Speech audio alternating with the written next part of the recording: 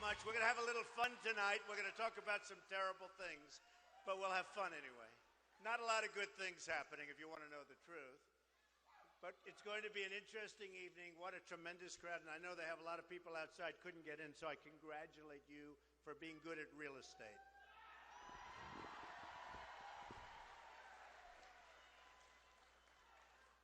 So I came over today, and I'm reading the newspapers, and what have I been talking about for years? China devaluing their currency. So they did it again to us today, folks. They're taking your jobs, they're taking your money, they're taking everything. And by the way, we owe them $1.4 trillion. How do you do that? That's like a magic act. We owe China $1.4 trillion. And I love China. Nothing wrong with China. Their leaders are so much smarter than ours. Mexico's leaders are so much smarter than ours. They laugh at our people. They tell me, because I have, as an example, with China, they buy my apartments. They spend $50 million, $40 million, $30 million, $15 million, they're the cheap ones. When I sell a $15 million apartment, it's like, China pays so much money to Trump. I have the largest bank in the world from China. They're my tenant. I don't have to worry about the rent, believe me. Many, many, many times you take our biggest bank, Citibank, take JP Morgan Chase, many, many times the size. And you know what? It's amazing. People tell me, they come over, they give me a lot of money, and then we talk. Now, they didn't know I'd be running for president, otherwise they wouldn't have talked so much. It's true. And they say, we can't believe we get away with it. People from Mexico, I love the Mexican people. They have tremendous spirit, amazing spirit. They have amazing spirit. They're great. No, they're great. And I was just telling the press, there was a poll in Nevada that was just done. I'm leading in the Hispanic vote. And I'm going to win the Hispanic vote. It's true.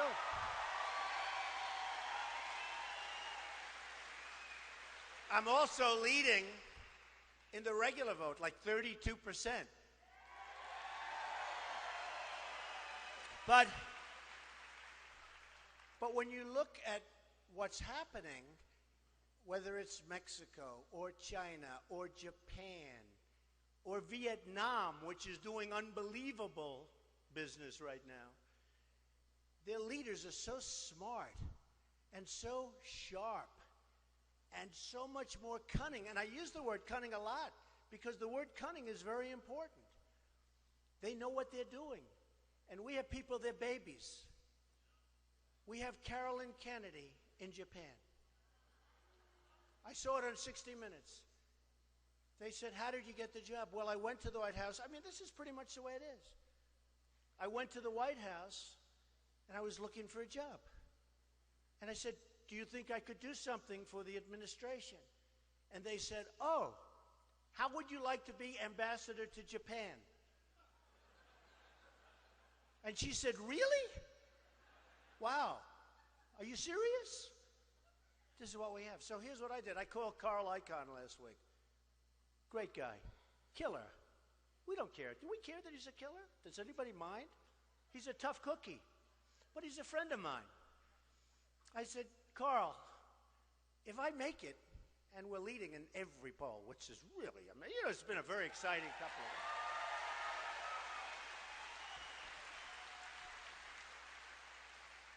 I said, Carl, you know, he's made a fortune. He's a great negotiator, talented guy, very smart guy. Went to Princeton, one of the top students at Princeton. A lot of people don't know that about Carl. And there are other people like Carl that are brilliant people and great negotiators. They don't sleep at night. Like me, we toss and turn and toss and turn. We're thinking, always thinking, ay, ay, ay. It's not easy on the family. But we're tossing and turning and scheming. That's what they are. There's no 18 hours of sleep. Does that make sense? So I said, hey, Carl. In fact, now the press will call Carl, I'm sure. But Carl Icahn, great. I said, Carl, if I get this thing, I want to put you in charge of China and Japan. Can you handle both of them? Okay? China and Japan. He said, yeah, I'll do it. I want to do it. You know what? Just relax. Everything will work out fine. We'll make great deals. Right now with China, I have a friend. He's a great manufacturer. He can't get his product into China. Can't get it in. They devalue today the biggest devaluation in 2 decades. 2 decades. Now, you know what devalue means, right? Devalue means suck the blood out of the United States. That's what devalue means, okay? Our companies won't be able to compete. They can't compete now. And what happens is they send their product over, no tax, no nothing. And I don't want tax. I want free trade. The problem with free trade, it only works when you have really smart leaders. When you have leaders that are incompetent, oh, is it a disaster? It's a disaster. So China sends its stuff over. It dumps everything. Whatever they make, we'll take it. With us, we can't get our product over there. When Boeing goes over there, they want the technology before they buy the planes because they're opening up their own factories to produce aircraft. They want Boeing, and I said, I don't think Boeing should do it. But when you think about it, it doesn't matter because even if they didn't, they'll take it anyway and build anyway. So what difference does it make? Okay? They're smart. They're sharp. And we're not. Our leaders aren't. So my friend is a great manufacturer, and he wants to send things to China. And he comes up and sort of depressed. I said, you're not a depressed person. What's wrong? He said, I can't get my product into China. And now that it's close, they want to charge me, they call it a tariff because it sounds better than tax, you know, a little more sophisticated, right? They want a tariff of like 42%. I said, does anybody know this? And you know, when we send trucks over there, I've heard, and you people know a lot about trucks, but I hear they charge a big tariff to take the trucks. We charge nothing. We charge nothing. Now, Japan, think of it.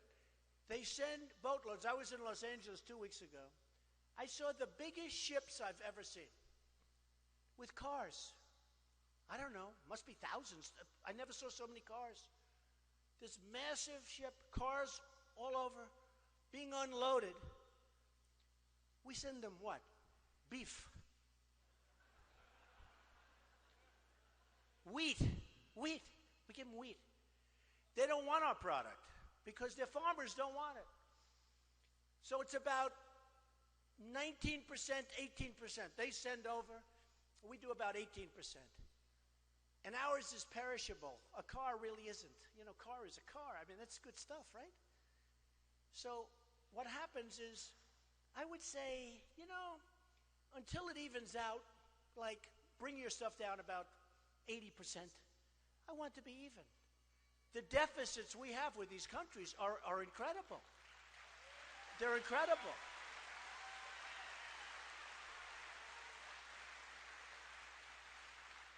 The deficits are incredible. The deficit with China is mind-boggling. We had a GDP first quarter where we went down. In other words, we're a country with more people pouring in, many of whom are illegal, by the way. And if it weren't for me, the words illegal immigrant wouldn't be spoken right now. I really believe that. I really believe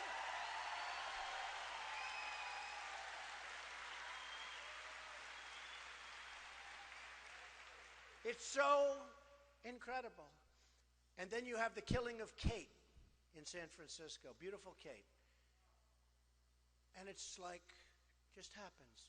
This guy came in 5 times, and the 5th time was a disaster for a family, a great family, a family that I've gotten to know a little bit, and a family that I've spoken to on numerous occasions, and a family that I don't think the president has yet called, which is incredible. He hasn't called. Think of it. He hasn't called. But it's a great family, and she was an amazing woman. And then we have Jamil, beautiful Jamil, a young man shot down almost in front of his father, who's going to the deli. Good student, great football player, maybe going to Stanford, the apple of his father's eye, who was a great guy. We had a news conference together. The father is like this incredible guy. Loved his son more than anything in the world.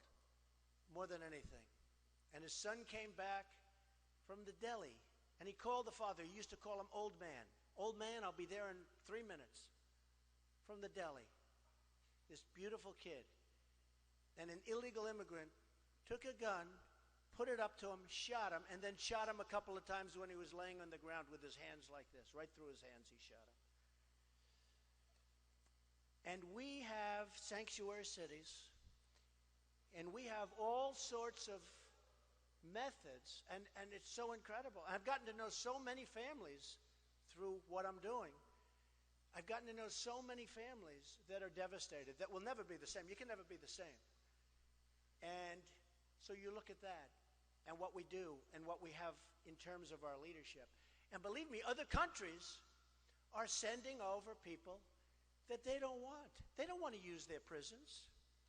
They don't want to use it. They say, why should we use our prisons for many, many years to house really bad people when the United States will do it? The problem is they come over, and by the time they get into our prison, lots of bad things happen. So we have to build a wall. The wall...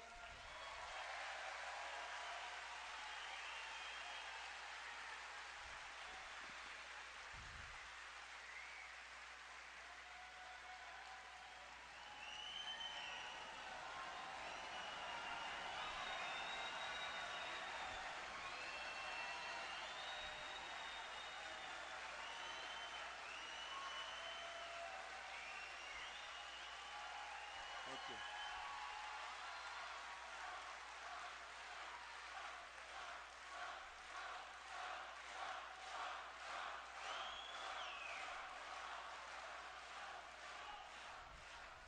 The wall will be big. It will be powerful. And by the way, I am all for legal immigration. That's what it's all about. I'm all for it. But it's got to be legal immigration. Got to be. All right? Got to be. So, you know, Jeb Bush, one of my opponents,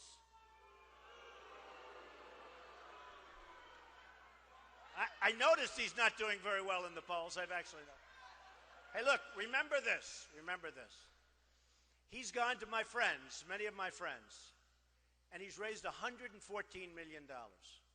And he may, you know, right now he's not doing well in the polls, right? Okay.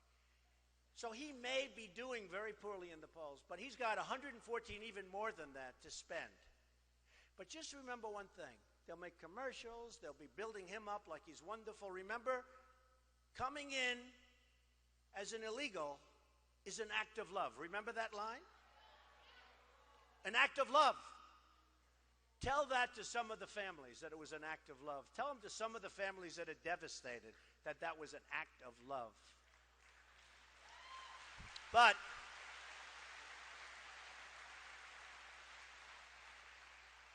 he's got 114 million now, I guess, plus. And he's going to be spending money along with other people. You have Walker, who was supposed to have a surplus in Wisconsin, and now they have a $2.2 billion deficit. And he's a nice guy. I supported him. I support all of these guys. You know, I support everybody. The heck, I'm a businessman. I support everybody. They ask me for support. I support them. And you know what? If I call them in 2 years, 3 years, hey, I need some help, they're there. Okay, that's the way.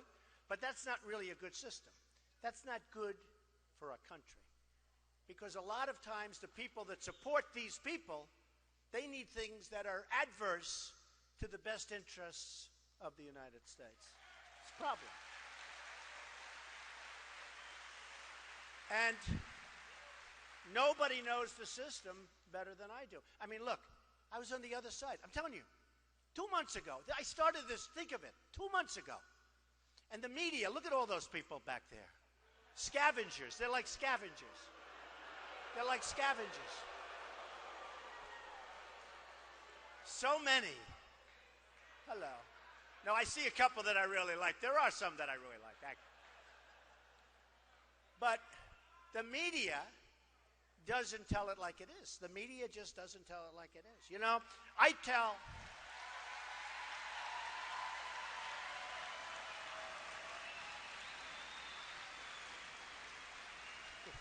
This is a hell of a crowd. It's very interesting. I have a little expression that I use so often because I believe it's true. And it's a sad thing. But I say it and then I give a very big ray of hope because if I'm elected president, this is what's going to happen. But I start off by saying, the American dream is dead, but I'm going to make it bigger and better and stronger than ever before. Okay? I say that. I say that. So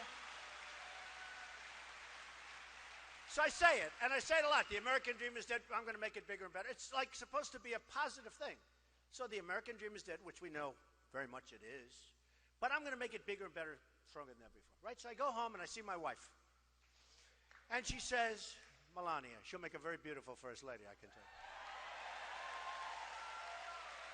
And a great first lady. She's got a great heart. Great heart. She cares more about those women issues that Bush doesn't care about. She cares more about that. Between Melania and Ivanka, believe me. So I go home and my wife is saying to me, darling, that was a rough statement you made tonight. It's on the national news. I said, what? I thought I did great. I got a standing ovation. The crowd was packed. What are you talking about? You said the American dream is dead. I said, what? The American dream is dead. Oh, I said, let me see it. So we replayed. You know, you have these things like TiVo and things. It's really great today. You can replay from 10 years ago. It's unbelievable. So here I am. I'm standing and I'm saying, the American dream is dead. Cut. Off to the next story. I say, that's terrible. It's terrible. No, it's dishonest. Okay, it's very dishonest. It's true. It's very dishonest. Oh, could I tell you stories about the media?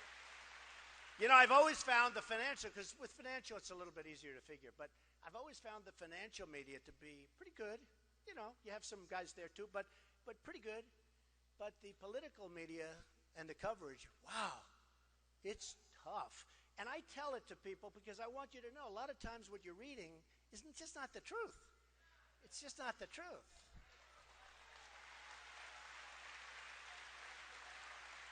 Now, the biggest problem with my saying that, you know, is that they will now go and report that Trump made a terrible speech, very unenthusiastic crowd. The place wasn't packed and there aren't 1,000 people outside trying to get in. But who can blame him? Hey, I'd probably do the same thing if I heard this. So, you look at what's going on at the border, where Mexico is absolutely, just absolutely destroying us at the border, and others. And by the way, not just Mexico, they're coming from all over the world, people. They're going through the border, but they're coming from all over the world. They're coming from the Middle East, folks. I hate to tell you. They're coming from the Middle East. But Mexico is also brilliantly killing us on trade. Mexico is the new China. Mexico is taking plants, and for cars, it's going to be, I mean, you can forget Detroit, what it used to be. This is going to make Detroit look like small potatoes in its prime because they're taking our factories and they're rebuilding these massive plants in Mexico. So in Tennessee, they were going to build a plant. It was a done deal, big German car company, practically a done deal. At the last moment, they decided that they're going to build it in Mexico. Watch. You know how? Like here. Believe me. So let me just tell you. Now, we have a great company, Ford. Great company or good company? What do you think? Good company, right? I like it. I don't blame them. I don't blame them. And it's very appropriate because I'm making this speech. I've told this story. People hate this story, but they love it because it really explains it. But they hate the story. It's very depressing. So Ford is building a $2.5 billion plant, right? In Mexico. They're building it in Mexico. So you say, now, how is that good for us? So I said to myself, right? No good. We don't have to be business geniuses to figure, well, they're building a plant. They're going to make, it's a massive plant, one of the biggest in the world. They're going to make all these cars, trucks, and parts. They're even making parts. It's so big, they'll make the parts, the trucks. And I actually gave them a good idea. Why don't we just let the illegals drive the cars and trucks right in through the border? They don't have to even, it's true. No, I gave them that. Save a lot of money. That'll be next. No, they'll be doing that next.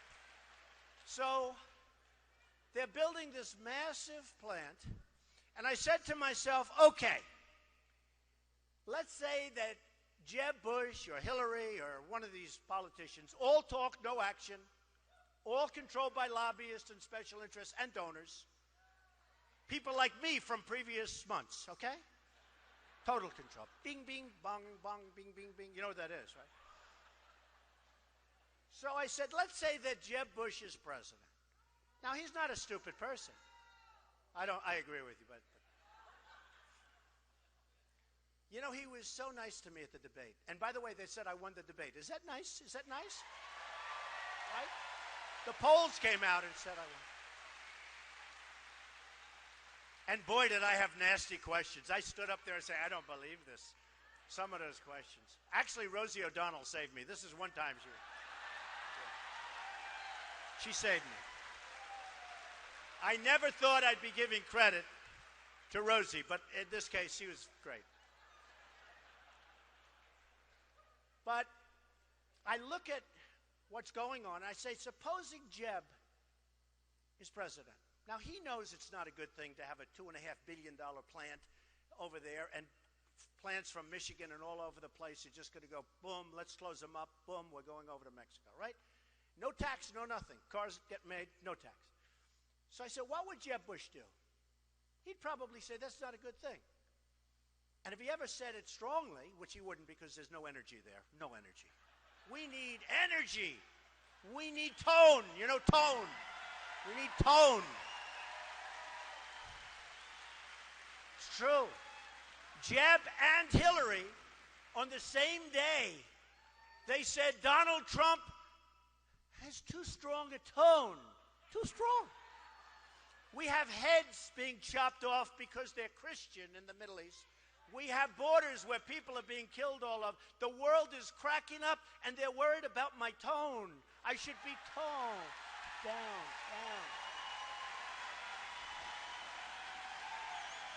Sad. So sad. It was an amazing thing because he mentioned it and she mentioned it the same day.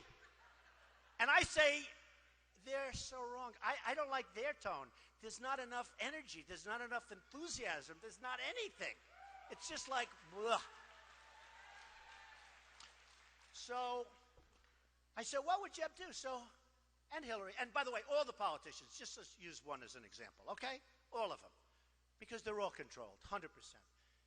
So he'll say, I don't really want to let the plant be there. I want it built in the United States. We say, oh, we have a great president. But then what happens? He gets a call from one of his fundraisers, and they say, Jeb, you can't do that. You had Ford make contributions to you. You had other people make contributions to you, and they want it to happen. You have made special interests. You had special interests. You have your biggest lobbyist represents Ford. He gave you $1 million.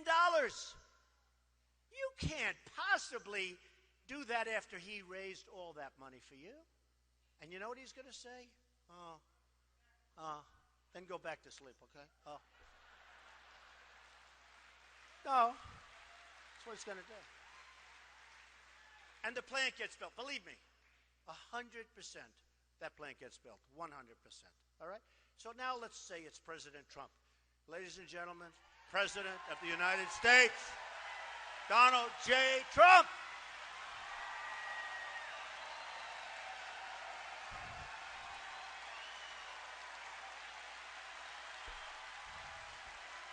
Okay.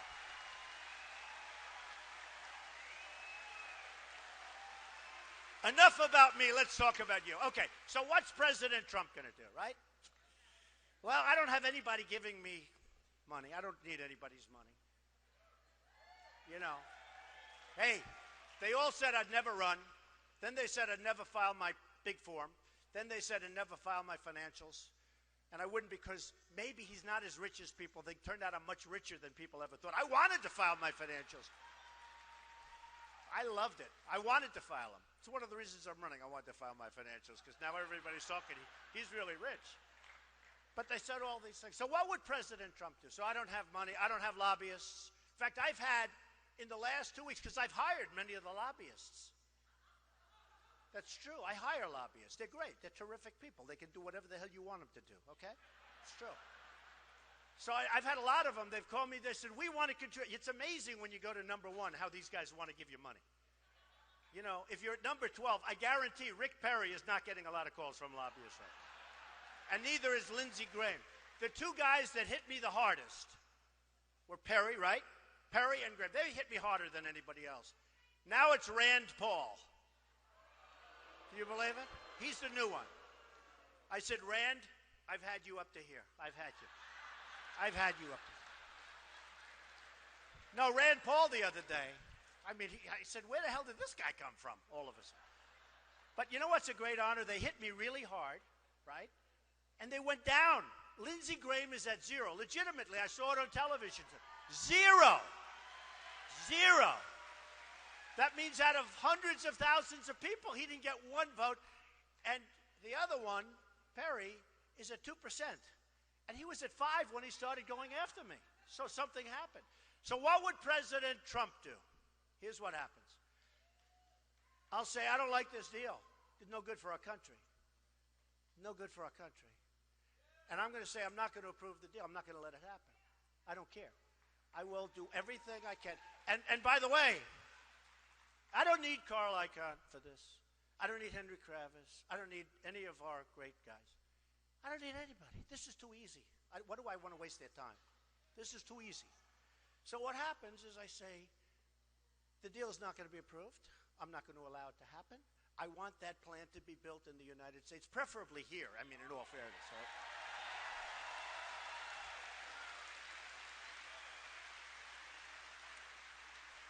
And here's what's going to happen. They're going to call me. Not going to be any good. They didn't give me any money. They didn't take care of me. I don't need it. I don't want it. I couldn't care less.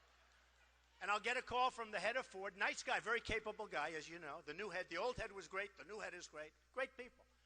He's going to say, Mr. President, we have to get this done. Blah, blah, blah. It's really good for trade. Yeah, good for trade. You know who's trade? Their trade, not our trade. And I'm going to say, no, I'm sorry. Then I'm going to get a call from some lobbyists. I say, you didn't do anything for me, and I'm not doing anything. I only care about one thing, making America great again. That's all I care about. Okay? That's all I care about.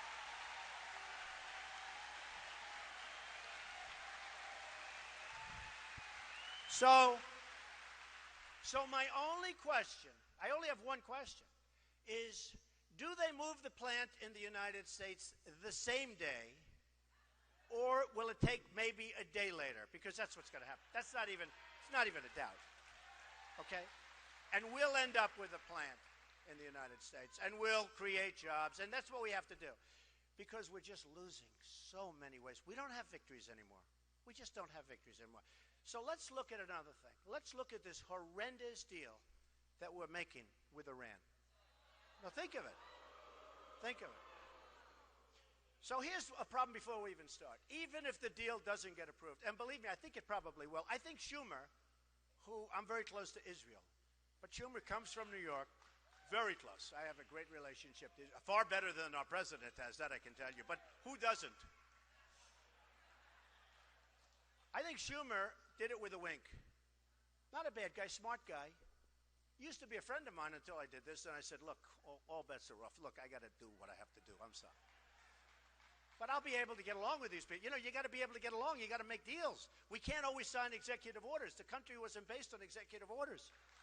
I mean, you got to get deals.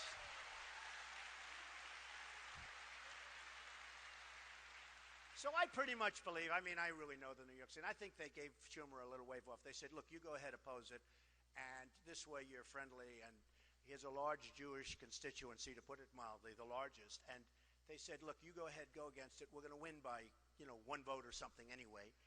And this way you can have either that or they're going to really take away all his power, one or the other. But I think it's the first. I think he probably got a pass, and I think that's the way politics works, and it's not so nice, but that's the way it works. But you take a look at this Iran deal, and this deal is one of the more incompetent things that I've ever seen. It's going to lead to nuclear proliferation. You're going to have countries that weren't even thinking in terms of nuclear are going to go nuclear. You're going to have money thrown around, and they have plenty of money in plenty of these countries, believe me, big, big money. You're going to have nukes all over the place where you never thought. This whole thing with, there are a couple of things. Number one, here's bad. And I heard this the other day, and I couldn't believe it. The $150 billion and the billions and billions of dollars that go to Iran. If the deal doesn't get approved, they still get the money. You ever hear this? You ever hear? They still get the money. Okay? Think of how bad this deal is. We gave up everything. For what? We should have doubled and tripled up the sanctions and negotiated a real deal. Now,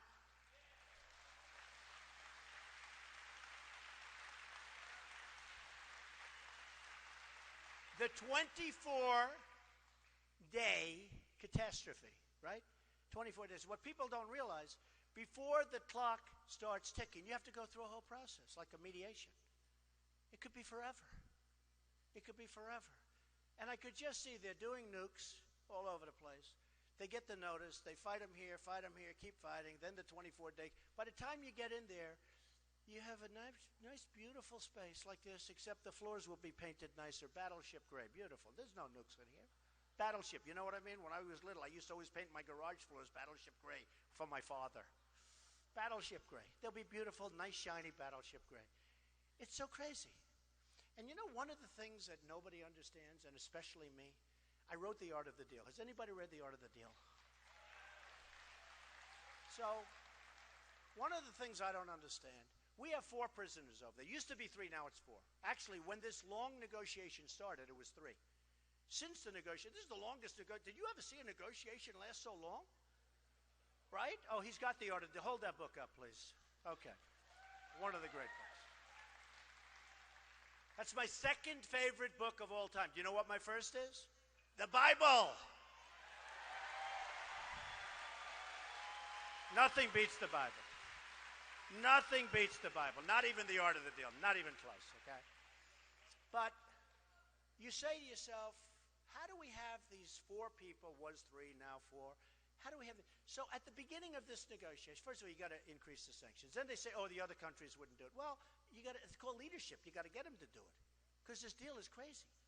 And those other countries are very much, they need us for lots of things. We have a lot of strength with those other countries.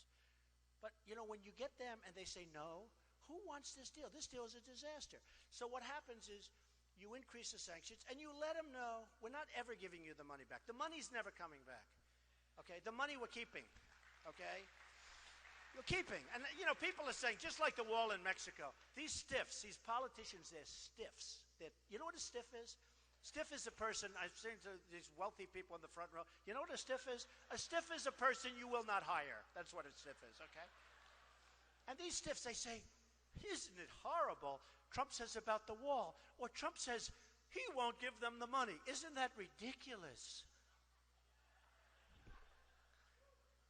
And now they say, we didn't want to ask for the prisoners because they thought it would be too complicated and would complicate. Think of this. By saying, here's what you do. You walk in. By the way, shouldn't be at the end. Should have been before the deal started.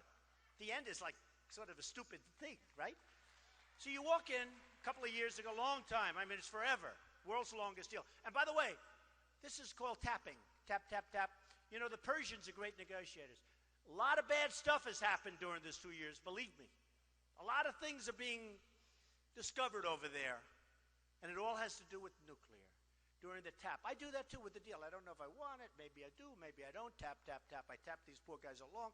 Then I say, the market's not so good. I'll do it. I won't do it. They're tapping us along. They're tapping us along. So now I say to myself, on the prisoners, fellas, and I mean literally in 2 minutes I would have had them out. I say, fellas, I would have had them out. I would have had him out.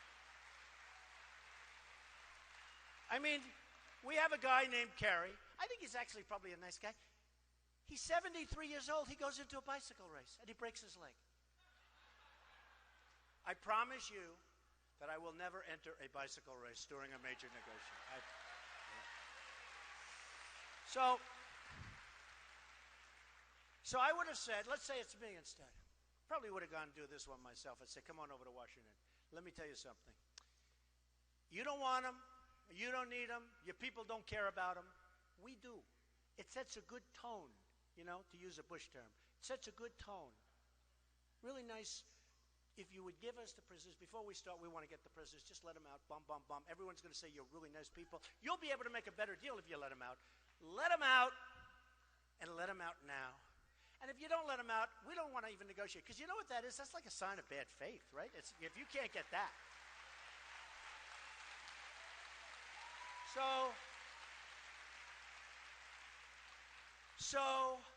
they would give it. I don't say as sure as Ford. I gave that 100%, right? I would say this 99%. But if they didn't give, we don't even start. And then we just ratchet it up, being more sanctions, right? That's right. I love that lady. She keeps holding up that art of the deal. I love her. But we just keep ratcheting it up. They will give them, and we'll make a much better deal than we made, and we'll have a real deal.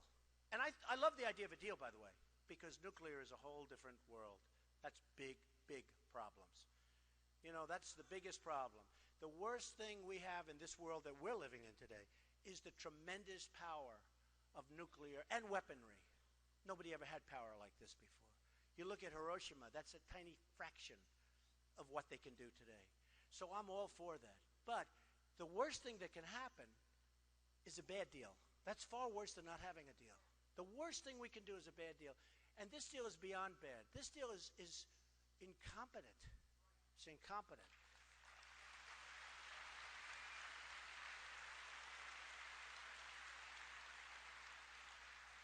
So I would get the prisoners back, and I would make a great deal. And you know what? They'd be happy. I'd be happy. We'd all be happy.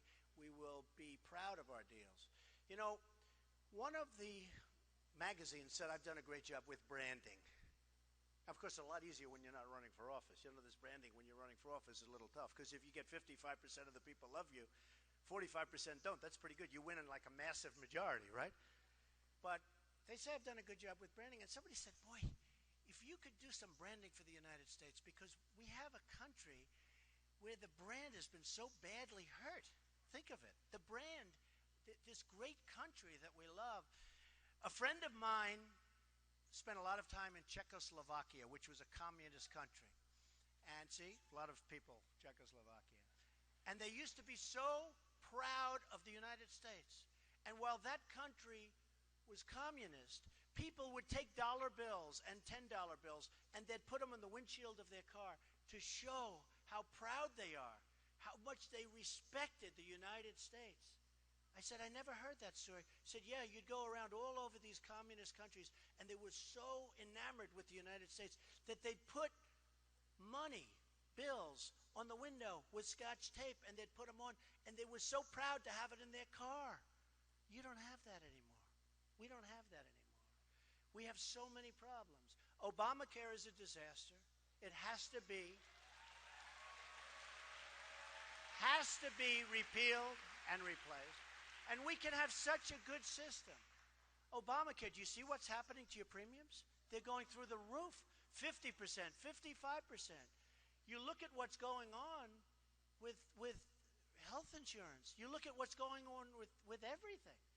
It's just not working. Our country isn't working. The good news is we have tremendous potential. But if we don't get going quickly, we're never going to be able to bring it back. It's going to be too far.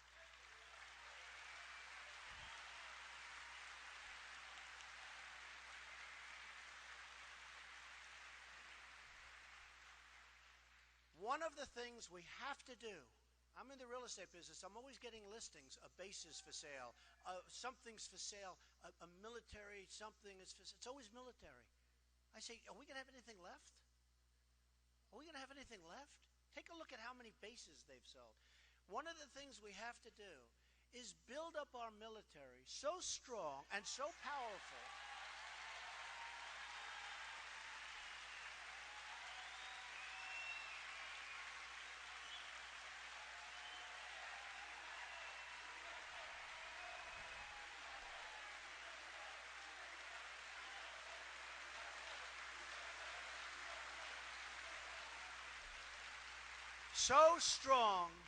and so powerful that nobody's ever going to mess with us. We'll never have to use it. We'll never have to use it. And we can do that. We have the great technology. We have everything. But we're not doing it. We're cutting back on military, which is probably one of the worst things. You know, it's interesting. We would make it so powerful that, yes, it will cost money. But if we don't use it, we'll save a fortune because we won't have to. Putin, who I would get along with very well, I'll be honest with you. He can't stand Obama. Can't stand him. Can't stand him. I actually get along very well with people. People say, oh, is he a nice enough person? A woman comes up the other day, and I made a speech, and everybody was going crazy, and she got up and said, but Mr. Trump, do you think you're nice enough to be president? Are you a nice person? And I said, I think I am. I love people. I love charity. I love a lot of things. I think I am. But I said, but you know what, ma'am? I really think this is going to be an election. People are fed up. This is going to be an election on competence. It's competence. It's going to be an election based on competence. So I want to build that military so strong where Putin 2 months ago said something I never thought I'd hear from Russia, from a major country. He started throwing around the nuclear word. He said, essentially, they better not play around with us too much. We're a nuclear power. We have nuclear weapons. I couldn't believe I was hearing it. Just the mention of it was so bad. And our weapons, we don't even know if they work. To show you how stupid we are, they did a major television program, 60 Minutes, I don't know if anybody saw it, where they go into the silos. The stuff is old, it's rotted, the phone systems don't work, the wires going to the phones are all, they don't even know if it works. And I said, if I were Obama, I wouldn't be showing that. I wouldn't be showing it.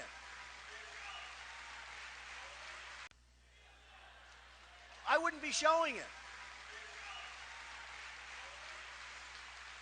And they got in there because Obama wanted people to see how bad it is so that maybe they could get some money to fix it up. How stupid is this? Our enemies are looking at this stuff with 44-year-old phones and wires that don't work. And they're interviewing the people that are working in these phone systems. And they're saying, no, you can't hear. You can't hear. And I'm saying, can you believe what we're doing? It's like in the war. They were saying, we're going in 2 weeks and we're going to be attacking a certain city. You know what I'm talking about. And we're going to attack, and this is the way we're doing it, and we're going here. And I'm saying, can you imagine the great General Douglas MacArthur or George Patton, any of these great guys, listening to a president say exactly what we're going to be doing? Then I said, you know, that's smart. Because they'll do the opposite. They didn't. It was exactly as he said.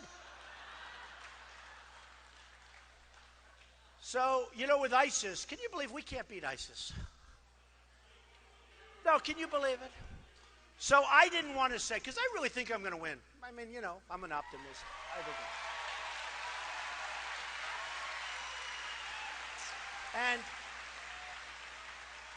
And by the way, if I do win, speaking of military, I'm going to take such great care of the vets. The vets in this country are absolutely, it's a disgrace.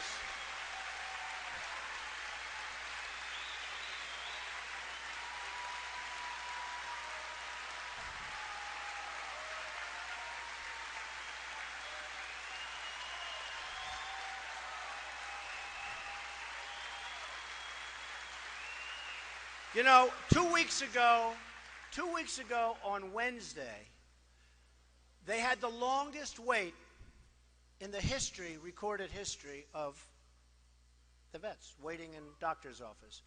And in one case, somebody waited for 5 days. 5 days. Think of it. Look, we're really spoiled. most of us. We go to a doctor. If I have to wait 12 minutes, I'm like incensed. I'm going, what kind of a doctor is this? And these are people that can be really helped through the right pill or the right medicine or a small operation. We're not even talking about the big stuff. They had to wait 5 days. In one case, a man waited 6 days to see the doctor. And when he finally saw the doctor said, I can't see you, I'm going on vacation. No, think of it. No, think of it, how bad it is. And this is our politicians, all talk, no action, politicians in Washington. Okay? They do nothing except talk. And the money we spend is incredible. It's like the money we spend on the vets is incredible. We can take such great care of them. I'm going to make that one of my priorities. The military, the vets, and jobs. And jobs. And believe me, I know how to do it. I know how to manage. I know how to manage. Because it's management. But we're going to take care of these people. We're going to take care of this country. This country is going to be great again. We are going to make this country so strong, so powerful. You're going to be so proud to be a citizen of the United States.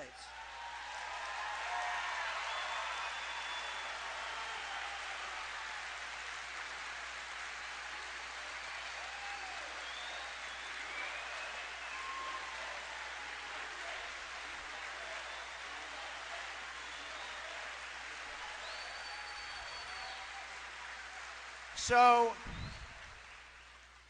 just in closing, it's been an amazing ride for me, because everybody, all these pundits, most of them, like these guys, they make $500,000 to sit on television and make predictions. But they all said, that why would anybody want to vote for Trump? And I'm saying, well, what are you talking about? It's just like The Apprentice. When I did The Apprentice, everybody said, well, why would anybody want to watch The Apprentice? Women will never want to watch it because why would women want to watch Donald Trump? I'm saying, am I so bad? Tell me. And the show became one of the most successful shows. It became #1 for many, many evenings. The finale of season 1, season 2, season 3, one of the biggest shows of the year. Tremendous. Just like the debate, right? It's like The Apprentice. The debate was The Apprentice. Somebody said, oh, we'd rather not have Trump in the next debate. You know who it was? My competitors. I don't blame them. I said, you got one problem, the television networks. Because it's called ratings. But it's like The Apprentice. And then The Apprentice became this big success. And one of the critics said, well, that show won't work. And, it was just signed to a 1-year contract, and everyone figured it would fail. Well, it went on. It became this tremendous monster. And I was very proud of it. And I saved the reviews. I saved all of the stuff. It's the same thing now. And by the way, NBC, just so you understand, NBC hates me. I made them a fortune. But you know why they hate me? Because at the upfronts 4 months ago, they renewed The Apprentice. They gave it a big, beautiful renewal, 28 shows. I think it was 28, but a lot. That's a lot of money. Because in my documents, you saw that I put down how much money I make with The Apprentice. $213 million they paid me. Can you believe that? That's a hit. That means I'm a star. That's a star. No, think of it. And nobody, but that's what I made. I mean, I have to certify these numbers, 213. So now they renew The Apprentice, and I said to them, the head people from NBC came up to my office, and the head people from Comcast, NBC, and the reason I tell you this, they're going to check every one of these statements, the press. And if I'm wrong on if they weren't up, there's going to be a headline tomorrow, the Comcast never came. By the way, the head person at Comcast, you got it? And the head person at it, they came up to my office like 3 months ago, and they said, we renewed The Apprentice. I got a call from Mark Burnett, who's a great guy, from Survivor, et cetera, and he's the guy, we did this thing together. He said, Donald, they renewed you. You're the only guy that isn't taking a renewal for a major primetime show. I say, Mark, I'm going to run for president, and I'm going to make our country great again. That's it. So, NBC is very angry at me, but here's the good news. I am really enjoying what I'm doing. I love meeting the people. I love meeting the vets. I love meeting the military. I've been meeting people that I would have never met before. I love people. I love this country. We are going to make it so strong and so powerful and so respected all over the world. We're going to bring our jobs back. We're going to bring our money back. We're going to save Social Security. You are going to love President Trump. Thank you very much, everybody. Thank you. Thank you. Thank you. Thank you very much. Thank you. Thank you very much, everybody. Appreciate it.